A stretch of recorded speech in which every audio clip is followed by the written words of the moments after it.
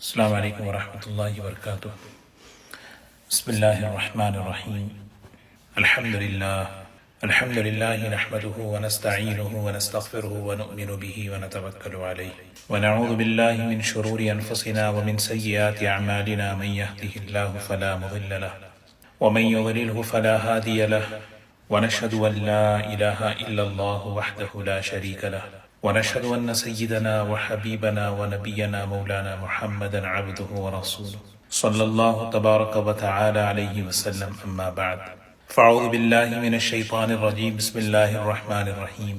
شهر رمضان الذي أنزل فيه القرآن هدى للناس وبينات من الهدى والفرقان، فمن شهد منكم الشهر فليصمه، ومن كان مريضا أو على سفر فعدة من أيام أخر، يريد الله بكم اليسر ولا يريد بكم العسر، ولتكملوا العدة ولتكبروا الله على ما هداكم ولعلكم تشكرون، صدق الله العظيم۔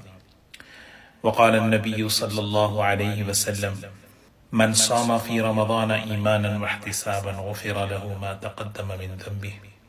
وقال النبي صلى الله عليه وسلم: من قام في رمضان إيمانا واحتسابا غفر له ما تقدم من ذنبه، او كما قال عليه الصلاة والسلام۔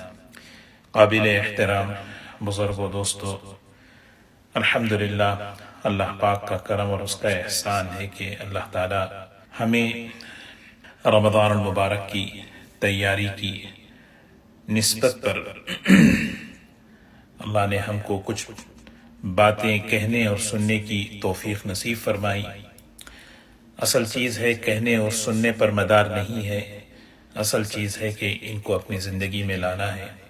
دعا فرمائیں کہ اللہ تعالی ہماری زندگیوں میں یہ باتیں اللہ پاک زندہ فرمائے۔ رمضان المبارک کا جو مبارک مہینہ ہے، یہ اللہ تعالیٰ کی بہت بڑی نعمت ہے۔ اللہ تعالیٰ کی نعمت، بندہ جب اللہ کی نعمت کی قدردانی کرتا ہے، اللہ تعالیٰ بہت خوش ہوتے ہیں اور اللہ تعالیٰ اس پر اسے نوازتے ہیں۔ اللہ تعالیٰ ہمیں اس مبارک مہینے کی صحیح قدردانی کی توفیق نصیب فرمائے۔ ویسے یہ موقع اللہ کی طرف سے ہمیں ملتے ہیں، یہ موقع جو ہے اللہ تعالیٰ ہمیں عطا فرماتے ہیں کہ ہم اس کی قدردانی کریں۔ انسان اس معاملے میں بہت غفلت میں، دھوکے میں ہے کہ میری زندگی اور بہت لمبی ہے، میں اور جینے والا ہوں، میری زندگی ابھی بہت باقی رہنے والی ہے۔ یہ بہت دھوکہ ہے۔ اللہ کے رسول صلی اللہ علیہ وسلم اور صحابہ کا اس معاملے میں جو عمل تھا وہ دیکھیں کہ دنیا کے قیام کو عارضی سمجھتے تھے۔ اللہ کے رسول صلی اللہ علیہ وسلم فرماتے ہیں: ایک سلام سے لے کر دوسرے سلام تک کا مجھے بھروسہ نہیں ہے۔ خود اپنے بارے میں آپ نے ارشاد فرمایا۔ حضرات صحابہ کی زندگیاں دیکھیں، خاص طور پر جو آج ایک غفلت ایسی دلوں میں چھائی ہوئی ہے کہ آدمی یہ سوچتا ہے کہ میرے پاس تو بہت موقع ہیں، لیکن یہ موقع ہاتھ سے چلے جاتے ہیں تو پھر افسوس کرتا ہے۔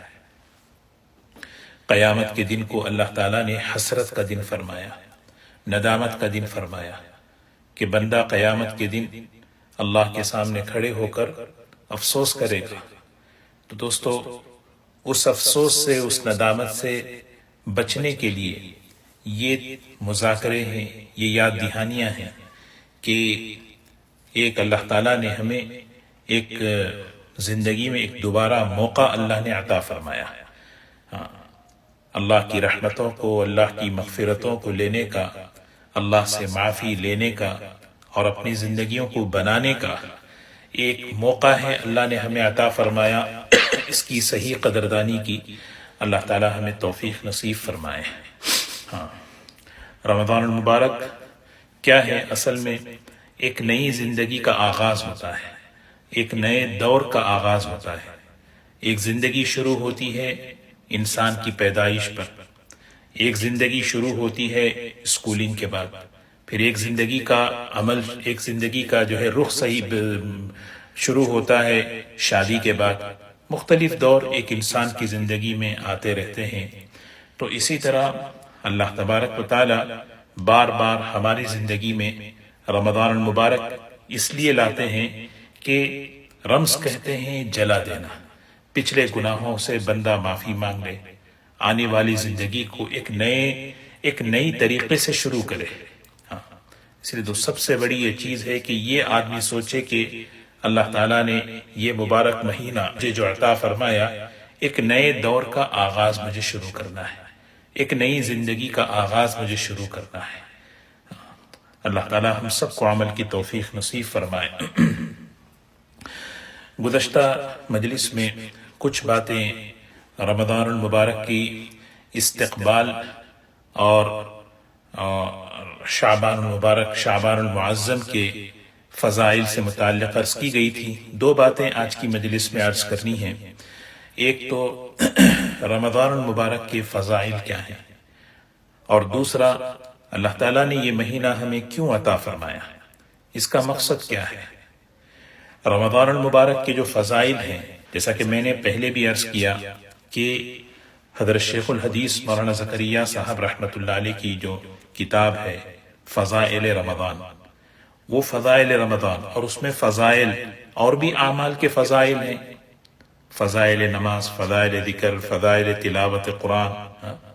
یہ ہم اس کو پڑھنے کا اہتمام کریں، بار بار پڑھیں، بار بار سنیں، گھر میں اپنے بچوں اور بچیوں کو لے کر بیٹھیں اور بیٹھ کر جو ہے اس کو، کیونکہ جب ہم ایک ہے انفرادی طور پر پڑھنا، ایک ہے ہم آپس میں مل کر جب بیٹھ کر پڑھیں گے، کیا ہے یہ اس کے بڑے اثرات ہیں، اس کی بڑی برکتیں ہوتی ہیں، کیونکہ اللہ کے دین کی نسبت پر ہم اپنے گھروں میں جب جمع ہوتے ہیں اللہ کی رحمت متوجہ ہوتی ہے، سکینہ نازل ہوتا ہے، تو اس کی برکت سے کیا ہے یہ باتیں ہمارے دلوں میں اثر کرتی ہیں۔ یہ فضائل کی باتیں ہمیں اتنا سننا کہ ان عملوں کا یقین پیدا ہو جائے اور ان عملوں کو شوق سے کرنے والے بن جائیں۔ جب بھی عمل کروں، عمل کا وقت آئے، پوری بشاشت کے ساتھ، پورے انبساط کے ساتھ، پورے شوق اور رغبت کے ساتھ، اس فضیلت، اس عمل کی فضیلت کو سامنے رکھ کر۔ یہ اسی لیے اللہ کے رسول صلی اللہ علیہ وسلم نے امت کو فضائل والا علم پیش کیا۔ جب کسی چیز کی فضیلت، جب کسی چیز کی قیمت معلوم ہوتی ہے، اس کے ضائع ہونے سے افسوس ہوتا ہے،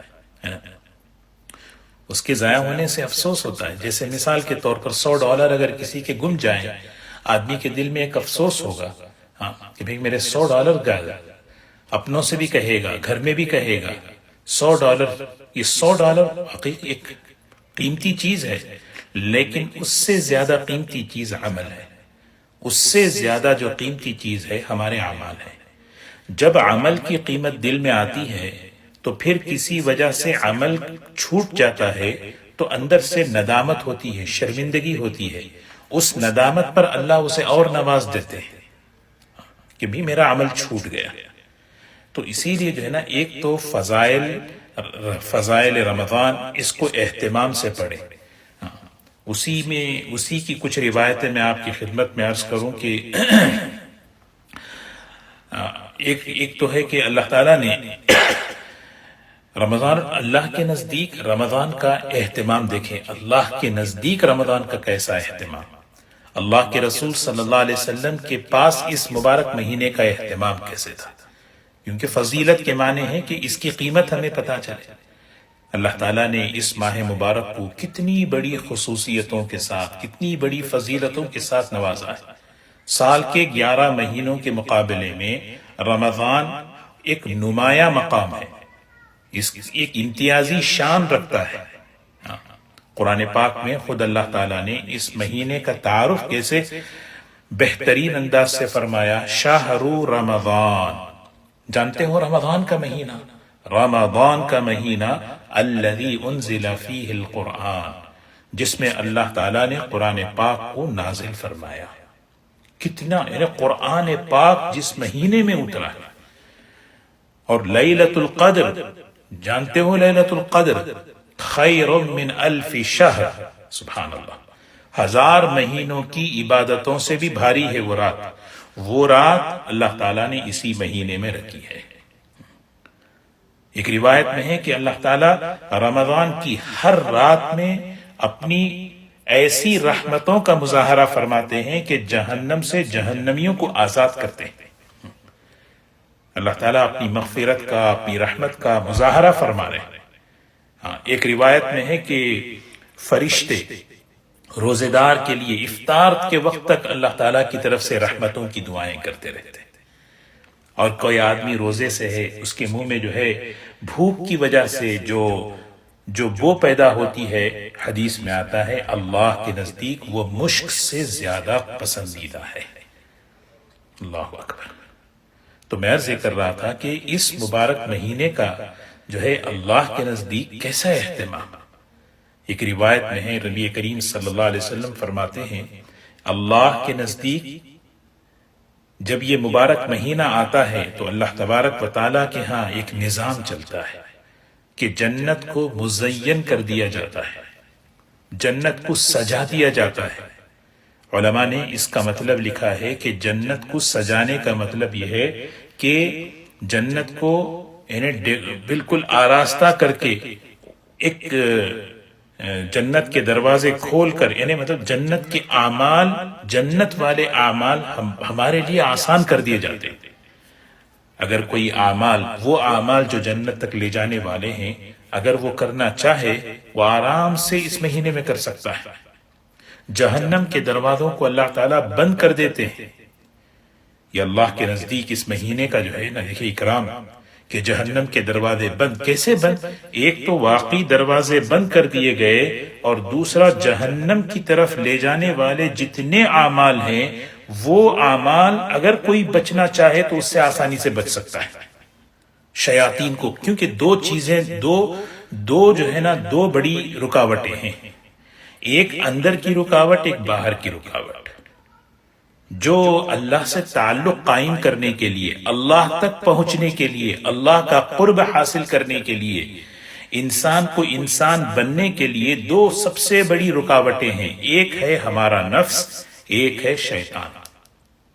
یہ دو، اس کا نظام دیکھیں، شیاطین کو قید کر دیا جاتا ہے، حدیث میں آتا ہے شیاطین کو قید کر کے جو ہے نا ان کو سمندر میں ڈال دیا جاتا ہے۔ اور رہی بات نفس، اس کو قابو کرنے کے لیے اللہ تعالیٰ نے روزے والا عمل دیا کہ روزے کے ذریعے بندہ نفس کو قابو پانے کی استعداد پیدا کرتا ہے۔ اللہ اکبر، کتنی بڑی نعمت ہے۔ دیکھیں اللہ تعالیٰ ہمیں ان مبارک لمحات کی قدردانی کی توفیق نصیب فرمائے۔ گویا اللہ تعالیٰ یہ چاہتا ہے کہ اس مہینے کے ذریعے بندہ مجھ سے جڑ جائے، اس مہینے کے ذریعے بندہ مجھ سے میرا دوست بن جائے۔ حضرت مولانا شاہ ابرار الحق صاحب رحمۃ اللہ علیہ، اللہ تعالیٰ ان کی درجات کو بلند فرمائے، بڑی عجیب بات فرماتے تھے کہ رمضان ولایت کے حاصل کرنے کا مہینہ ہے۔ اللہ کا ولی، ویسے تو ہر ایمان والا اللہ کا ولی ہے، لیکن اللہ کی ولایت، اللہ سے تعلق، اللہ کا قرب حاصل کر تو دوستو ہم یہ سوچیں یہ رمضان میری زندگی میں کچھ نئی تبدیلی لائے، کچھ میرے اندر چینجز آئے، میں آگے بڑھوں، میں آخرت کی فکر میں آگے بڑھوں، میں آخرت کے شوق میں آگے بڑھوں۔ یہ رمضان اللہ سے تعلق کے ہمارا یہ عزم ہو، ہمارا یہ ارادہ ہو، یہ اصل چیز ہے۔ اللہ کے رسول صلی اللہ علیہ وسلم اسی لیے آپ رمضان کا کیسے استقبال کرتے تھے، دیکھیں رجب سے ہی دعا مانگتے، شعبان کے مہینوں میں روزے رکھتے، رجب سے دعا، کتنی بہترین دعا، اللہ اکبر، اللہم بارک لنا فی رجب و شعبان وبلغنا رمضان۔ یہ آپ کی شفقت ہے اس امت کے لیے، کیونکہ پتہ نہیں انسان نہیں جانتا آنے والا وقت کیا حالات لے کر آتا ہے۔ اللہ تعالیٰ سب کے ساتھ عافیت کا معاملہ فرمائے، اللہ تعالیٰ سب کی حفاظت فرمائے کہ آنے والا وقت کیا حالات لے کر آتا ہے پتہ نہیں ہے۔ اس لیے اللہ کے رسول صلی اللہ علیہ وسلم نے امت کو سکھایا، امت کے ساتھ یہ شفقت کا معاملہ فرمایا، بھئی بہت زندگی میں دوبارہ بہت مبارک وقت آ رہا ہے، اللہ کی رحمت کا، اللہ کی مغفرت کا، اس لیے جو ہے نا اللہ سے مانگو. اور مانگنا دیکھو نا، مانگنا اصل میں طلب کی چیز ہے. جو دل میں طلب ہوتی ہے آدمی اسی کو مانگتا ہے. تو مطلب انتظار کرو، اللہ سے مانگو. تو اس لیے ہم اللہ سے مانگنا، یا اللہ ہمیں یہ مبارک مہینہ ہمیں عطا فرما. ایک ترمذی کی ایک روایت ہے، اللہم متعنا باسماعنا وابصارنا وقواتنا ابدا ما احییتنا. کتنی بڑی بہترین دعا. اے اللہ یہ جو جسمانی نعمتیں تو نے مجھے دیا ہے، دیکھنے کی، سننے کی، بولنے کی، جتنی قوتیں جسمانی ہے اللہ، جب تک میں زندہ رہوں ان سے فائدہ اٹھانے کی توفیق دے. اللہم متعنا باسماعنا وابصارنا وذریاتنا وقواتنا، ساری. کیونکہ یہ چیز اصل ہے کہ میں ان صلاحیتوں سے میں فائدہ اٹھاؤں. فائدہ کا مطلب کیا ہے؟ ان سے میں اللہ کو راضی کر لوں، ان سے آخرت بنا لوں. کیونکہ اصل حقیقی فائدہ تو یہی ہے. اس دعا کی بڑی برکت ہے. اللہ پاک اس کے جسمانی اعضاء کی سلامتی رکھتے ہیں. کیونکہ بندہ اللہ سے کہہ رہا ہے، اے اللہ مجھے فائدہ اٹھا، جب تک زندگی ہے میں ان چیزوں سے فائدہ اٹھاتا رہوں. اور فائدہ کیوں؟ اللہ کی عبادت کے لیے، اللہ کے دین کے لیے. ہاں اگر کسی وجہ سے کوئی عذر آ جائے، بیماری کا، طبیعت کا، گھبرانے کی بات نہیں ہے. ہاں جب تک صحت رہی دین پر چلتے رہے، عبادت کرتے رہے، روزہ رکھتے رہے، تراویح پڑھتے رہے، تلاوت کرتے رہے، اعتکاف کرتے رہے. بیماری آ گئی تو کیا ہوا؟ اللہ تعالیٰ کی شان کریمی کا مظاہرہ ہوتا ہے. اس لیے جو ہمارے بزرگ حضرات ہیں جن کی زندگیاں اعمال میں گزری ہیں، کتنی ہمارے کمیونٹی میں ایسے لوگ ہیں کہ رمضان میں اعتکاف کرتے تھے. ان کی تلاوت کا، ان کی عبادتوں کا، ان کے روزوں کا کیسا معمول تھا، لیکن عذر کی وجہ سے روزہ نہیں رکھ پاتے، کب فدیہ دیتے ہیں.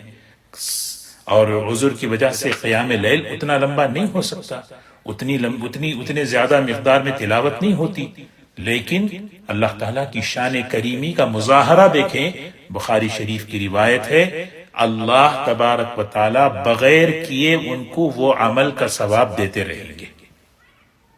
اس لیے جو ہمارے گھروں میں، خاندانوں میں جو ہمارے بڑے ہیں، وہ ہمارے لیے برکتوں کا، رحمتوں کا سبب ہے، اللہ کی شان کریمی کے ظہور کا سبب ہے.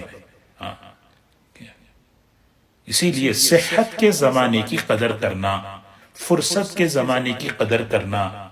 کیوں؟ آگے چل کر جب یہ موقع ہاتھ سے نکل جاتے ہیں تو پھر آدمی افسوس کرے گا. لیکن اگر صحت کے زمانے میں قدر کرتا رہا تو پھر کیا ہوگا؟ اگر کوئی اللہ کی طرف سے کوئی حکمت، کوئی فیصلہ مقدر ایسا ہو کہ کوئی بیماری آ جائے، اللہ تعالیٰ اسے محروم نہیں کرتے. اللہ تعالیٰ ہمیں اس پر عمل کی توفیق نصیب فرمائے. تو دوستو، یہ جو رمضان کے جو فضائل ہیں، ان فضائل کا تقاضا کیا ہے کہ ہم جو ہے دل کے اندر شکر پیدا کریں. یا اللہ کتنی بڑی نعمت تو نے ہمیں عطا فرمائی. یہ صرف اللہ کے رسول صلی اللہ علیہ وسلم کی امت میں پیدا ہونے کا یہ صدقہ ہے کہ روزے تو پچھلی ساری امتیں رکھتی تھیں، رمضان اس امت کی خصوصیت ہے. اللہ ہمیں اس کی قدردانی کی توفیق دے. قدر کرنا، قدر بہت ضروری ہے. ہاں قدر بہت ضروری ہے کہ اللہ تعالیٰ اس کی، حضور صلی اللہ علیہ وسلم جو ہے اس کی قدردانی کے لیے آپ شعبان کے آخر میں بہترین خطبہ دیتے تھے. حدیث میں 2 خطبے ہیں آپ کے، جس میں رمضان کی عظمت، اس کی فضیلت، اس کے مقام کو بتایا جا رہا، اور وہ فضائل بتا کر ایک ارادہ کہ بھی کہ اپنے اندر ایک ارادہ کرنا، ایک عزم کرنا کہ میں اپنے اوقات کی ترتیب دے کر اس مہینے سے خوب فائدہ اٹھاؤں. غفلت میں وقت میرا نہ گزرے. ہاں کیونکہ جب فضیلت کا احساس نہیں ہوتا تو پھر آدمی غافل رہتا ہے، اور غفلت کی وجہ سے بڑی بڑی خیروں سے محروم ہو جاتا ہے. اور اللہ کے رسول صلی اللہ علیہ وسلم نے اس پر بہت ناراضگی کا اظہار فرمایا. حدیث سنتے ہیں ہم، کیسے جھنجھوڑنے والی حدیث ہے. دیکھیں کہ جبرائیل علیہ السلام جو ہے یہ بات کہہ رہے ہیں کہ جس شخص کو اللہ تعالیٰ نے زندگی میں رمضان دیا، وہ رمضان کو پا کر اپنی مغفرت نہیں کروا لیا، اس کے لیے تو بہت بڑی ہلاکت ہے۔ اللہ کے رسول صلی اللہ علیہ وسلم نے آمین کہا۔ اللہ ہم سب کی حفاظت فرمائے۔ تو دوستو، یہ رمضان کے فضائل ہیں کہ اللہ کے نزدیک، اللہ کے رسول صلی اللہ علیہ وسلم کے نزدیک اس مبارک مہینے کی بڑی اہمیت کہ دیکھیں نا، ایک فرض کا ثواب 70 فرض کے برابر ہو جاتا ہے۔ حدیث میں سنتے ہیں ایک نفل کا ثواب فرض کے برابر ہو گیا۔ یہ رمضان کے، کیونکہ رمضان کیا ہے، جیسے دنیا کمانے کا جو ہے نا سیزن ہوتا ہے، کاروبار کے سیزن ہوتے ہیں، کاروبار کے سیزن ہوتے ہیں، مارکیٹ اونچا ہو جاتا ہے، اس وقت لوگ خوب فائدہ بناتے ہیں۔ تو یہ اصل میں نیکیوں کا سیزن ہے، آخرت کو بنانے کا سیزن ہے۔ یہ سیزن ہے کہ بھئی ایک فرض پڑھو 70 فرض کا ثواب ہو رہا ہے، ایک نفل پڑھو کتنے، ایک فرض کے برابر اللہ تعالیٰ ثواب دے رہے ہیں۔ لیکن ایک بات میں عرض کروں، جس موقع پر، جس جگہ پر نیکی کی قیمت اللہ بڑھا دیتے ہیں، وہاں ناقدری پر، گناہوں پر وبال بھی بہت زیادہ ہوتا ہے۔ اس کا بہت ہمیں لحاظ رکھنا۔ اس لیے رمضان میں چونکہ نیکیوں کا بھاؤ بڑھ رہا ہے، تو اس میں رمضان کے احترام میں سب سے بڑی چیز ہم گناہوں سے بچیں۔ گناہوں سے احترام رمضان کا تقاضا ہے کہ گناہوں سے بچنا۔ جیسے جھوٹ بولنا گناہ ہے، اگر کوئی مسجد کے اندر جھوٹ بول رہا ہے تو ایک تو جھوٹ کا گناہ، دوسرا مسجد کی بے ادبی اور بے حرمتی۔ تو اسی طرح اللہ کی نافرمانی ہے، لیکن اگر کوئی شخص رمضان میں یہ کام کرے تو اس نے رمضان کا لحاظ نہیں کیا، رمضان کا لحاظ نہیں کیا۔ گناہ بیت اللہ میں اگر کوئی کرے، اس لیے حضرت عمر رضی اللہ تعالی عنہ جو مسافر آتے تھے حج کے بعد، انہیں فوراً ان کے وطن واپس بھیج دیا کرتے تھے۔ بھئی تم لوگ زیادہ یہاں رہو گے تو پھر کیا ہے، لینے کے دینے پڑ جائیں گے، کیونکہ بے ادبی کا مزاج ہے، بے ادبی سے عمل برباد ہو جاتے ہیں۔ اللہ تعالی ہم سب کی حفاظت فرمائے۔ تو ایک ہے رمضان المبارک کے فضائل، جیسے میں نے عرض کیا کہ حدیث کی کتابوں میں رمضان کے روزوں کے، تراویح کے جو فضائل ہیں اس کو ہم روزانہ پڑھتے ہوئے اپنے اندر ایک جذبات پیدا کریں اپنے اندر۔ حضرت مولانا ابو الحسن علی ندوی رحمۃ اللہ علیہ بڑی عجیب بات فرماتے ہیں کہ رمضان جو ہے یہ دل کی بیٹری چارج کرنے کا زمانہ ہے۔ جیسے بیٹری ہوتی ہے، بہترین فون ہے، بہترین کار ہے، ٹسلا اگر کار ہے لیکن بیٹری اگر ڈاؤن ہے، وہیں کی وہیں کھڑی رہے گی۔ ایک تھوڑی دیر بھی تھوڑا بھی آگے نہیں بڑھ سکتی۔ کیوں؟ اس لیے کہ بیٹری نہیں ہے۔ تو پاور ختم ہو جائے، بہترین سواری ہو، بہترین انسٹرومنٹ ہو، فون ہو، کوئی کام نہیں کرتا۔ آئی فون قیمتی سے قیمتی آئی فون ہے، لیکن بیٹری ڈر ہے، کوئی اس سے فائدہ نہیں اٹھا سکتے۔ اس لیے کیا ہے، چارج کرتے ہیں کہ اس کو جانا ہے تو فون کو چارج کرتے ہیں، چیزوں کو چارج کرتے ہیں۔ تو جب چارج ہوتی ہے تو وہ چیز اپنے مقصد پر آتی ہے۔ تو حضرت مولانا علی میاں صاحب رحمۃ اللہ علیہ مثال دے کر فرماتے ہیں کہ رمضان کا جو زمانہ ہے یہ اپنے دل کی روحانیت کو چارج کرنے کا زمانہ ہے، دل کی بیٹری کو چارج کرنے کا زمانہ ہے، تاکہ میری گاڑی مقصد پر رہے، میری گاڑی مقصد پر چلے۔ میرا مقصد اللہ، میرا مقصد آخرت، میرا مقصد اپنی زندگی کو اعمال والی بنانا۔ تو یہ چارج کرتے رہنا۔ تو چارج کیسے ہوگا؟ یہ چارج جو ہے نا، یہ تو انہی سے ہوگا۔ اسی لیے ایک بات میں عرض کروں، دیکھیں بعض مرتبہ دین کی بات ہم سنتے ہیں، دین کی بات نئی باتوں کے شوق میں نہیں ہونا چاہیے۔ ارے یہ تو بات وہی پرانی ہے، یہ تو بات ہم بارہا سنتے ہیں، یہ تو میں پڑھ لیا ہوں۔ یہ دین کی بات کے کہنے اور سننے کی بے ادبی ہے۔ قرآن پاک خود دیکھیں، اللہ تعالیٰ نے قرآن پاک کی ایک خوبی بیان فرمایا کہ یہ قرآن پاک اللہ کا کلام ہے جو بار بار دہرائے جانے والی چیز ہے۔ دہرائے جانے والی کا مطلب کیا ہے؟ الف لام میم میں آپ دیکھیں حضرت آدم علیہ السلام کا واقعہ بیان فرمایا تو پھر اللہ تعالیٰ بار بار اس واقعے کو بیان کر رہے ہیں۔ نبیوں کے واقعات، جنت کی باتیں، ایمان اور عمل صالح پر جنت ہے، ایک جگہ بول دیتے ٹھیک ہے معلوم ہے، کتنی جگہ آیتیں قرآن پاک کے اندر ہے۔ خود سوچیں کہ ایمان اور عمل صالح پر ان الذین آمنوا وعملوا الصالحات، یہ آیت کتنی جگہ قرآن میں کیوں دہرایا جا رہا ہے؟ یہ اللہ تعالیٰ یہ اصل میں جو ہے نا، یہ ہماری فطرت کا تقاضا ہے، ہمارے نیچر کا تقاضا ہے کہ ہم انسان ہیں۔ ہمیں کوئی چیز بار بار جب کہی جائے، یاد دلائی جائے تو پھر وہ چیز ہمیں فائدہ پہنچائے گی، لیکن ایک نقصان کیا ہوتا ہے کہ شیطان ہمارے دل میں یہ کہتا ہے کہ بھئی یہ تو تم سن لیے، یہ تو تم پڑھ لیے، یہ تو بھی تم جانتے ہو، یہ تو تم بیان میں سن لیا، ارے اس پر تم بیان بھی کر چکے ہو، ہے نا؟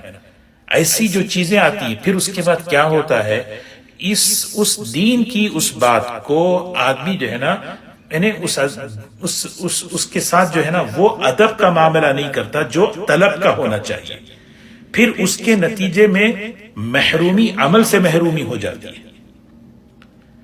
اور یہی اللہ تعالی ہماری حفاظت فرمائے۔ سوچنے کی بات ہے، کیا یہی وجہ تو نہیں ہے کہ معلومات ہونے کے باوجود زندگی عمل سے خالی ہے؟ معلومات ہونے کے باوجود زندگی عمل سے کیوں خالی ہے؟ اس لیے کہ دل میں خیال ہے یہ تو میں بیان کر لیا ہوں، یہ تو میں کہہ چکا ہوں، اس کو میں کیا دوبارہ بولوں، کیا دوبارہ سنوں، کیا دوبارہ پڑھوں؟ نہیں دوستو، یہ دین کی بات کا یا دین کی بات کہنے سننے کا تقاضا کیا ہے؟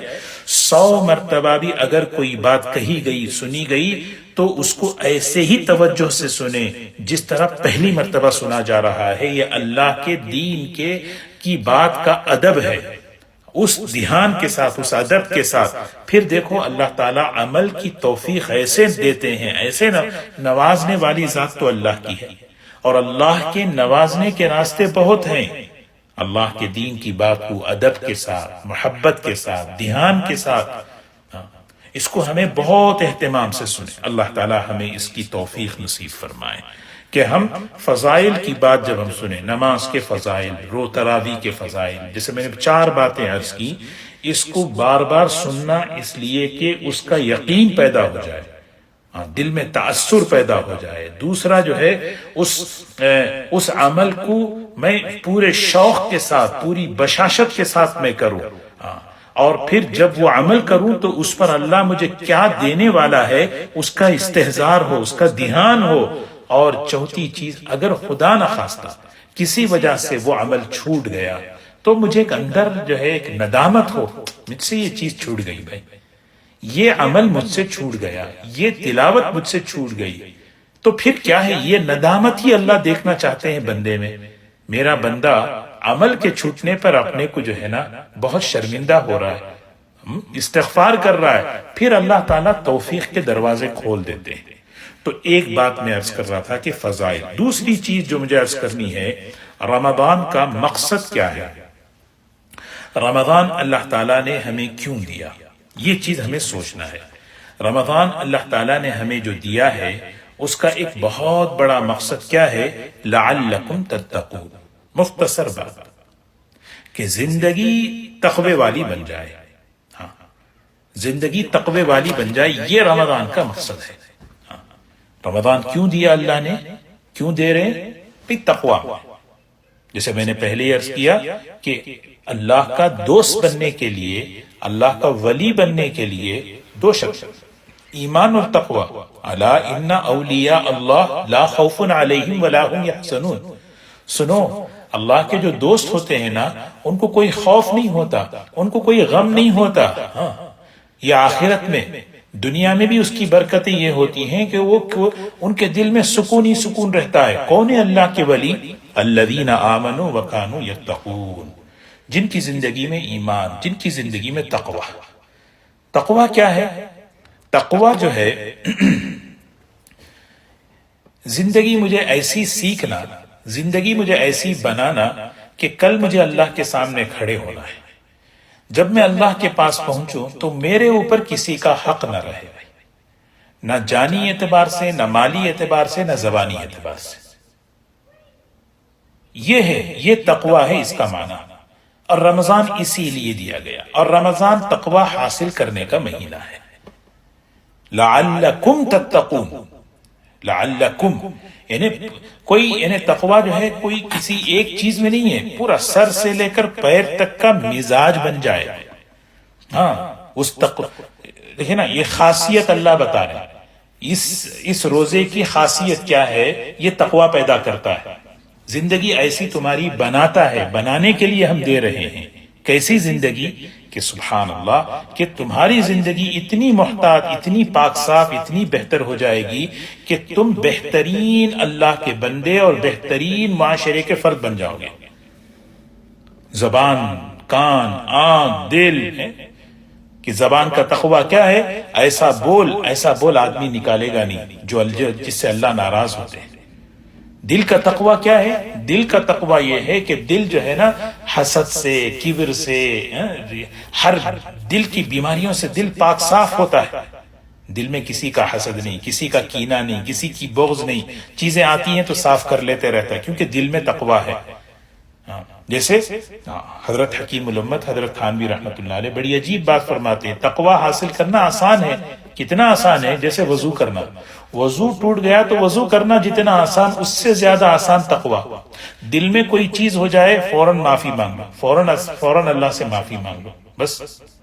تقوی بڑی چیز، اتنے اس چیز کا مطالبہ قرآن پاک میں کتنا اللہ نے کیا۔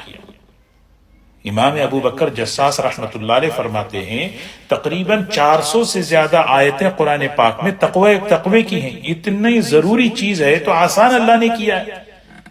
پانی ضرورت ہے تو کتنا آسان، ہوا ضرورت ہے کتنا آسان۔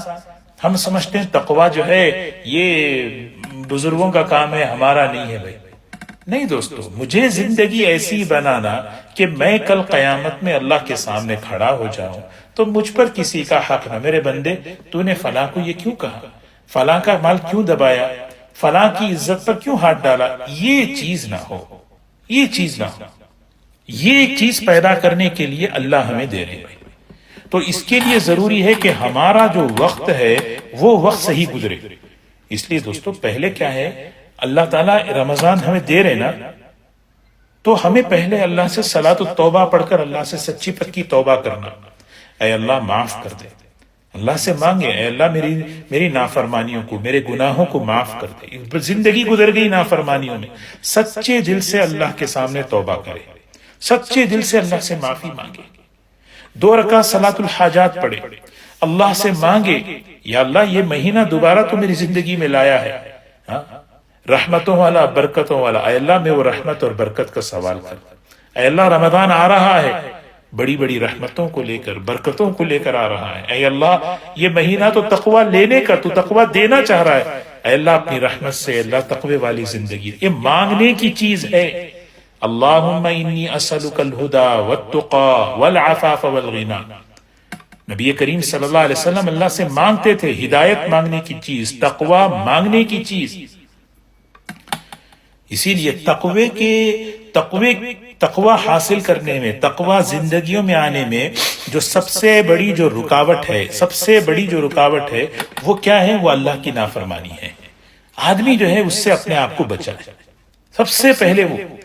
ایک بات میں عرض کروں کہ علماء نے بڑی عجیب بات لکھی ہے، کیسے انہیں قرآن اور سنت کی روشنی میں انہوں نے ہمارے لیے دین کو کتنا آسان بنا کر پیش کیا۔ دیکھیے آسانی سے دیکھو، اللہ کی نافرمانیاں بہت ہیں، گناہوں کی ایک بہت بڑی فہرست ہے، لیکن 6 گناہ ہیں جس کو کہتے ہیں نا اصول معاصی، نافرمانیوں کے جو اصول ہیں، اصول کہتے ہیں جڑوں کو، اس سے شاخیں نکلتی ہیں۔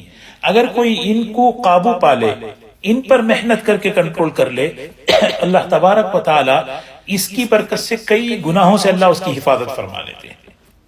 اس میں سب سے پہلی جو چیز ہے نا وہ ہے زبان، غیبت، وہ ہے زبان کا گناہ، وہ غیبت ہے خاص طور پر۔ کیونکہ اللہ تعالیٰ نے صاف قرآن میں فرمایا کہ بھئی غیبت نہ کرو، ذکرک اخاک، یعنی اپنے بھائی کا ایسا تذکرہ کرنا اسے وہ چیز ناپسند ہو. اس لیے یہ بدترین چیز ہے، دنیا اور آخرت کو برباد کرنے والی، ہمارے عملوں کو ختم کرنے والی. ہاں ہمارے عملوں کو ختم کر جی. یہ جو گناہ کی تاثیر کیا ہے؟ انہیں تقوی لٹ جاتا ہے، روحانیت لٹ جاتی ہے. اس لیے ایک آدمی کے پاس مال ہے، مال جب ہوتا ہے تو جہاں اس مال لٹنے کا جہاں اندیشہ ہوتا ہے نا، وہاں آدمی بہت چوکنا رہتا ہے. ہاں بہت چوکنا رہتا ہے. اسی طرح یہ جو گناہ ہیں، گناہوں کے مواقع ہیں نا، یہ گناہ اور گناہوں کے جو مواقع ہیں، یہ ہمارے ایمان، ہمارے اعمال، ہماری روحانیت کے لٹنے کا جو ہے ذریعہ ہے. تو آدمی گناہوں سے بھی بچے اور جہاں گناہوں کے مواقع ہوتے ہیں اس سے بھی اپنی حفاظت کرے، ورنہ کچھ فائدہ نہیں ہے. کیا کرایا سب برباد. ہاں جو نورانیت، جو عمل کی جو نورانیت دلوں میں آتی ہے، زندگیوں میں آتی ہے، وہ ان راستوں سے آسانی سے نکل جاتی ہے. تو بڑی آسان چیز ہے. سب سے پہلی چیز کیسے بچنا اس سے بچنے کا آسان طریقہ یہ ہے کہ جب دو آدمی بات کریں، جب دو آدمی بات کرتے ہیں، تیسرے شخص کے بارے میں بغیر کسی ضرورت کے بات ہی نہ کریں. تذکرہ ہی نہ ہو. بھئی آپس میں ملے ہیں، دونوں آپس میں بات کرو. تیسرے کا جب تذکرہ آ جائے، تھرڈ پارٹی کا جو غائب ہے، وہاں محتاط ہو جائے. یہ لوٹنے کا وقت آ رہا ہے میرا، اب میں اپنی زبان سنبھالوں، میں اپنی حفاظت کروں. دوستو اگر کسی کو احساس ہو جائے نا، سب سے پہلے احساس ہو کہ عمل کتنی قیمتی چیز ہے، عمل کتنی قیمتی چیز ہے، تو وہ تو آسانی سے غیبت چھوڑ دے گا. اس سے پہلے بھی میں نے عرض کیا کہ ایک فریمونٹ میں ایک صاحب نے گھر پہ ایک سٹیکر لگا دیا تھا، اس کمرے میں غیبت منع ہے. تو وہاں تو جب لوگ بیٹھے ہوئے تھے تو بہت دیر تک خاموش ہی بیٹھے رہے. تو مطلب یہ کہ ہم آپس میں جب بات کریں تو آپس کی بات کریں، آپس کی بات کریں. تیسرے آدمی کی بات کسی بھی طریقے سے ہو، کہیں گھبراہٹ ہوتی ہے کہ کہیں جو ہے نا وہ لے جا کر غیبت میں. سب سے دوسری جو چیز ہے وہ ظلم اور زیادتی ہے. کسی کا حق مارنا، کسی پر زیادتی کر، چاہے وہ زبان سے، چاہے وہ جو ہے ہاتھ سے ہو، چاہے اس کی جان پر، اس سے بچنا. ظلم اور زیادتی یہ جڑ ہے یہ سب. اور تیسری چیز ہے کبر، بڑائی. ہاں اپنے کو بڑا سمجھنا، میں بڑا ہوں، میں بڑا. یہ بڑائی جو ہے نا اللہ کو پسند نہیں. یہ بڑائی والا مزاج گھر کے اندر آئے، جس جگہ آئے، وہ آدمی جو ہے نا وہ بڑا، یعنی مطلب ہے کہ وہ بگڑا ہوا انسان ہے. اور وہ بگڑا ہوا انسان جہاں جاتا ہے وہاں دوسروں کے لیے بگاڑ کا ہی سبب بنتا ہے. کبر بگڑی ہوئی چیز کا نام. اور وہ کبر والا مزاج، وہ جتنے اس سے ریلیٹڈ ہیں، اس سے رشتے، ان سب کو نقصان پہنچائے گا. ان سب کو نقصان پہنچائے گا. تو اس لیے جو ہے نا ہمیں کیا ہے، تیسری چیز ہے تکبر سے بچنا. چوتھی چیز ہے غصے کو کنٹرول کرنا. غصہ تو ختم نہیں ہو سکتا، یہ قوت اللہ نے دی ہے، قوت غضب. صحیح طریقے سے صحیح موقع پر استعمال کرے کہ قوت غضب کو کنٹرول کرے. کیونکہ غصہ جو ہے نا یہ تو یعنی شہد میں تھوڑی سی اگر کڑوی چیز ڈال دے، ایلوا ایک چیز ہوتی ہے، بہترین شہد میں اگر ایلوا ڈال دیں سارے شہد کو خراب کر دیتی ہے. فرمایا ایمان کی مثال تو شہد ہے، غصہ ایلوے کی طرح ہے، اگر وہ اس میں ڈال دو تو پھر وہ جو ہے نا سارے ایمان کو خراب کر دو غصے سے. یہ رمضان میں خاص طور پر اس کی مشق کرنا، اس کی پریکٹس کرنا کہ رمضان ہماری تربیت کا مہینہ ہے، ہمارے اخلاق میں بہتری لانے کا مہینہ ہے، میری عادتوں کے بدلنے کا مہینہ ہے، میری عادتوں کو، میری زندگی کے رخ کو صحیح کرنے کا مہینہ ہے. یہ میں بار بار اس کو سوچتا ہوں. اور پانچویں چیز ہے حرام کھانے سے اپنے آپ کو بچاؤ. حرام لقمہ پیٹ میں چلا جائے ساری کی ساری عبادتیں جو ہے نا غارت میں. حرام لقمہ پیٹ میں جاتا ہے، اس کے جو ہے نا اعضاء قابو میں نہیں رہتے.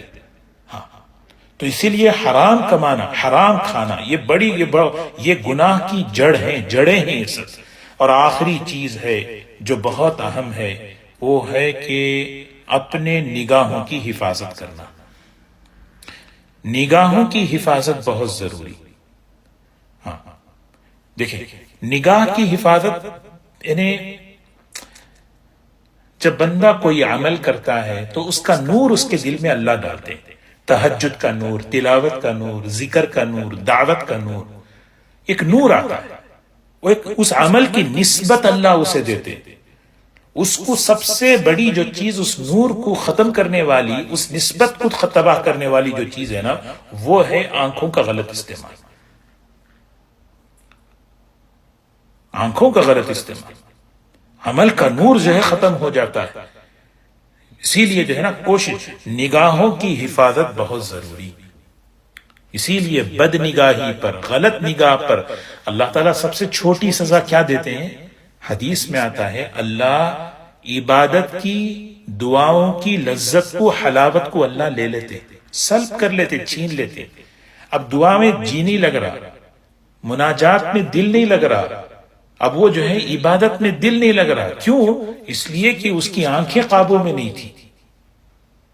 اب تلاوت کرنا بوجھ لگ رہا ہے. دیکھو نا، کوئی بھی چیز جو ہے اس کی حلاوت اور اس کی کیفی لذت ملتی ہے تو آدمی آگے بڑھتا ہے. ہم صحابہ کی زندگیاں پڑھیں. اس لیے دوستو، اصل میں سب سے بڑی چیز کیا ہے معلوم؟ روزہ جو ہے نا، انشاءاللہ اس کو عرض کروں گا کہ روزہ یعنی بچنے کا نام ہے. آدمی زبان کی، کان کی، آنکھوں کی، اپنے ان چیزوں کی حفاظت کر لے. یہ بننے کا مہینہ ہے، اور ایک چیز بنتی ایک جگہ، استعمال ہوتی ہے دوسری جگہ. ہر چیز کا یہی نظام ہے. بننے کی جگہ ایک ہے، استعمال ہونے کی جگہ دوسری ہے. تو اللہ تعالیٰ نے ہمیں اپنے آپ کو بنانے کے لیے رمضان دیا ہے، اور استعمال پورا 11 مہینے، پوری زندگی ہونا ہے. تو اسی لیے ہے نا کہ جس کا رمضان صحیح، اس کے باقی دن صحیح. اور رمضان بننے کی جگہ اگر کوئی چیز بگڑ جائے نا، پھر جو ہے وہ چیز سدھرتی نہیں. اس لیے بہت ہمیں جو ہے نا، دو ہی چیزیں مجھے عرض کرنی تھی. ایک ہے حدیث ہے نا، نبی کریم صلی اللہ علیہ وسلم فرماتے ہیں کوئی غلط چیز سامنے آ جائے، اپنی نگاہ کی حفاظت کر لے، اللہ تعالیٰ اس کو عبادت کی، ایمان کی حلاوت اللہ اسے عطا فرماتے ہیں. تلاوت میں واللہ جو ہے نا، قرآن کی تلاوت میں ایک حلاوت ہے. ہاں، جیسے ایک آدمی کوئی چیز میٹھی کھا رہا ہے تو کیسے یعنی اس کی لذت ہے، اس کی کیفیت ہے. بہترین قسم کا پکا ہوا آم اگر کوئی کھائے تو کیسے مزہ محسوس ہوتا ہے.